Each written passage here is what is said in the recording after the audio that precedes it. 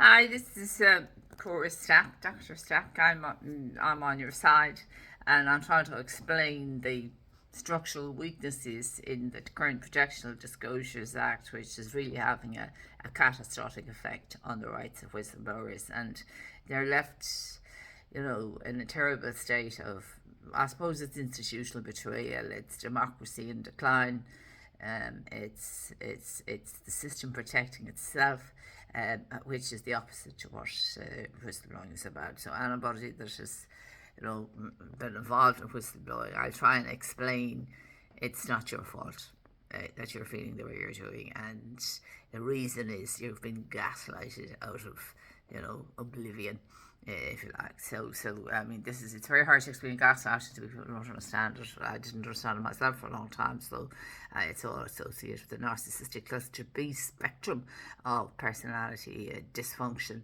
and it's everywhere really. In the corridors of power, in my opinion, and they're all kind of cronyism, and it's, I suppose, our Irish system. It isn't.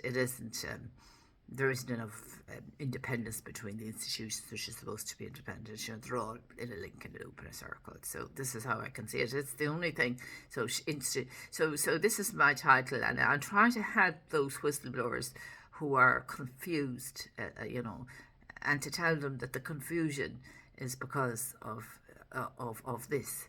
Does Ireland's whistleblower law really protect truth? It appears to protect institutions. Now, this was a point very much made by Mr. O'Flynn recently in an excellent. He's a Cork TD, Independent Ireland, and I thought he made this point very clear.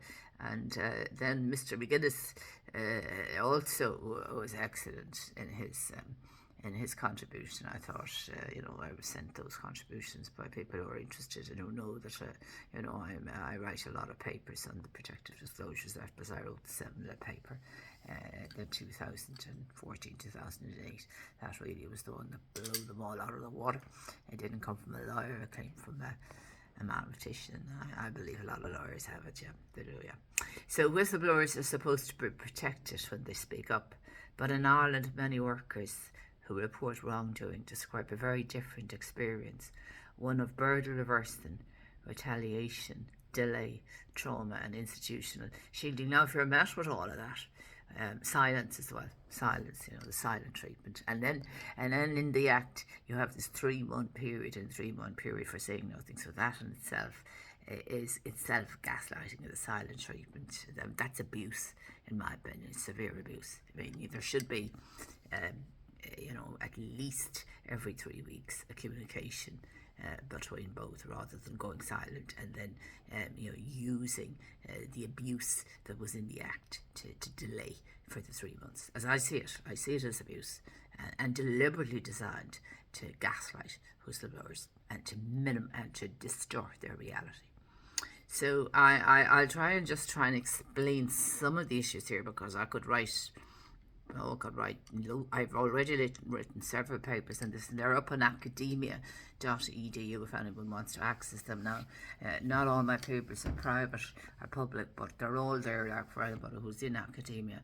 So but I'm trying to make them more public, so that, because I'm not interested in shielding my work, really. I'm not covering it up or anything like that. It's just I'm relatively new to academia, so but it is an excellent platform. When someone speaks up about wrongdoing, corruption, or abuse, they expect protection. That's what Ireland's protective disclosure law promises in paper. But many whistleblowers, as we've seen in the stories reported by the various individuals in the Dáil recently, tell a very different story. And some of these were in the gallery, I believe, including Sergeant Maurice McCabe. I mean, he has no idea what has happened to his legislation. I have investigated hugely. I know what's happened to the legislation that was initially implemented, to help people. No, it's way worse now than it was then. So, but many whistleblowers tell a different story. Instead of protection, they experience scrutiny, retaliation, and a system that, in practice, appears or does shield institution rather than truth. I mean, particularly if you make a disclosure against any state body, like, it's it's absolutely lethal, because the state will not be criticised. That's the problem. Even if there are separation of powers, no, they will not be criticised, and they don't tell you that. They should say in the Protective Disclosures Act, you can make any protective disclosures, but you cannot in any way criticise the state, because if you criticise the state, you will experience the most severest form of whistleblowing. So perhaps that should be the first, part of the Protective Disclosures Act.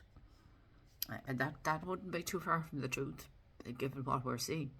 So today we ask one simple question: does Ireland whistleblowing law really protect the truth? Because the evidence suggests it appears, or it does, protect institutions. What whistleblowing laws were designed to do or should do. Whistleblower laws exist for one purpose: to protect people who expose wrongdoing in the public interest. A good system, or an accountable system, you'd imagine one that would be properly designed. And this was another point made by Mr. Flynn. He was absolutely on the ball here, that a lot of the problems was with the design. Of course it was, because they didn't want the state to be criticised, in my opinion. Like, you can criticise birds, doing anything wrong, or, species of birds or whatever, interfering with this or that. But no, if it comes to state criticism in any way, even if the state has engaged in corruption or wrongdoing or fraud of any kind, financial mismanagement, no, that's completely out. That's not, you can't report that at all. So a good system, allegedly, a good system should respond quickly instead of giving you the silent treatment. Act independently, keep whistleblowers safe, investigate the wrongdoing, not the person, prevent retaliation, produce fair, transparent and accountable outcomes. And that means not staying silent for months on end. That's the ideal, but in Ireland the experience is often very different. The reality, a system may say doesn't work. It's unworkable in my opinion. I mean, it's a fraud of alleged fraud of a fraud probably is the strong word here, but an alleged con on the Irish people. I mean, I knew that from the word go when I looked at the first paper that I did. I felt it was a con. So that was not the right word, but that it was hugely flawed, and it was really undermining whistleblowers' protections, and this was bound to have a massive impact on the rights of whistleblowers in Ireland from then on. So this was the point. So although Ireland's Protected Whistleblowers Act looked strong on paper, the system created around it appears to tilt heavily towards institutional protection. Now, this is a point made by the Mr. Flynn from the Cork area, and he's on the ball here. So whistleblowers describe long delays, case stuck in internal handling, investigations outsourced to firms with serious conflicts of interest, misclassification as HR issues or grievances, little or no support, any emotional pressure.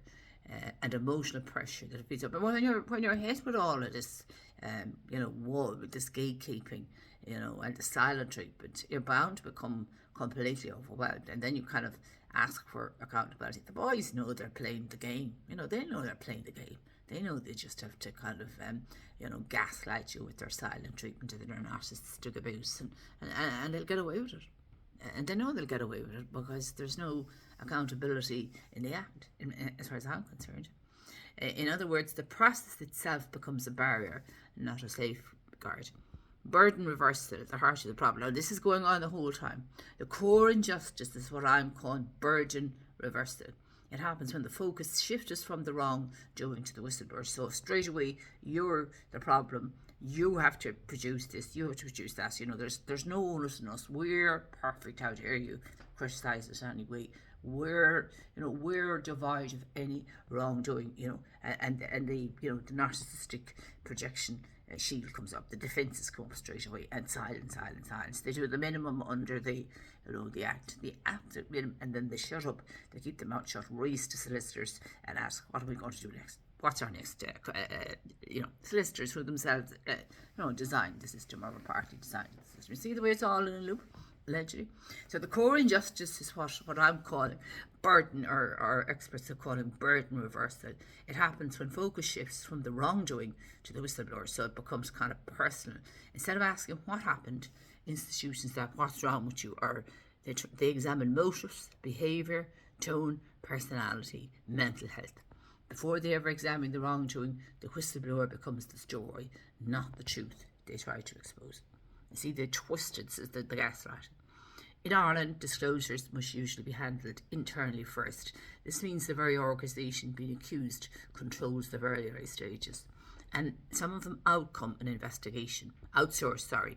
It's often to state firms or HR consultants. They already pay firms with ongoing contracts, firms that depend on repeat business, firms that cannot truly be independent. So they risk, if they side against the institution, it's a good idea in practice, but if there's conflict of interest, if they side against the institution, sure, they lose all the other contracts. Isn't that like blackmail by the institution? Wouldn't that be like a kind of blackmail? That appears it appears independent, but the structure builds in conflicts of interest, which could be considered a form of blackmail, not to do the protective enclosure properly. That's what I'm saying. I mean, I'm only alleging it now, but to me it looks like a form of blackmail, inverted commas. Institutional shielding. Actors across sectors, health, education, justice, local authorities, semi-states, the patterns are strikingly similar.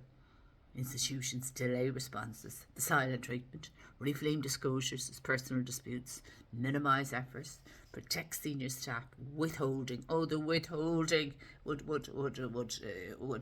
you see, if they're doing the withholding the whole time, remember it's not you, it's them that are doing the withholding. It's very hard not to have it affect you psychologically, but they're doing the withholding, and then you might be asking them repeatedly, please, you see, and then they'll say you're writing too many emails and they'll count your emails and that sort of thing. But what they're actually doing is withholding, and when anyone counts your emails, they're withholding. That's something I've seen a pattern of that over many years. They're withholding. So allegedly. So control the narrative, but prioritise reputation management. So these behaviours are not random. I mean, they're gaslighting. If people are counting your emails, they're gaslighting because they're withholding. Perhaps they promise to do something, they won't do it, and then when you try and bring them to account, they withhold. So withholding is a huge thing in law at the moment. I mean, but it's everywhere, but particularly in law, and particularly in these kind of cases where people don't want to be responsible. They're predicting responses in systems. Now, I have found withholding, for years. This is a huge tactic, so it's not referring to any individual. It's a huge tactic used to shield people from accountability. Or their predictable responses and systems for protecting the institution feels more important than uncovering truth. Speaking up is psychologically difficult, but going through the process can be far worse. This is what's reported in recent research from Cork about the family law system in Ireland for women. Whistleblowers report anxiety, hypervigilance, loss of trust, exhaustion, reputational damage, financial hardship.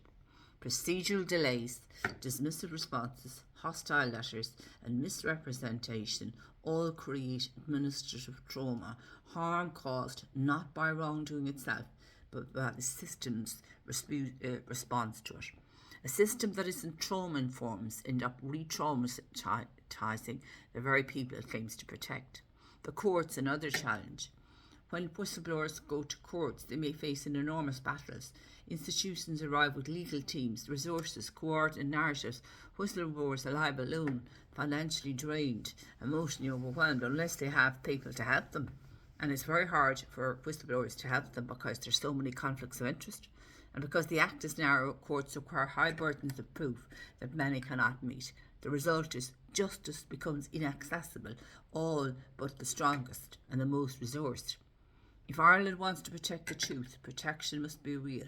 This means early independent assessment, no internal handler for serious disclosures, a ban on conflictive outsourcing, particularly where there's conflict of interest. Now, if there's no conflict of interest, I would not have a problem with conflicting outsourcing. But if there's a conflict of interest, that's a conflict of interest.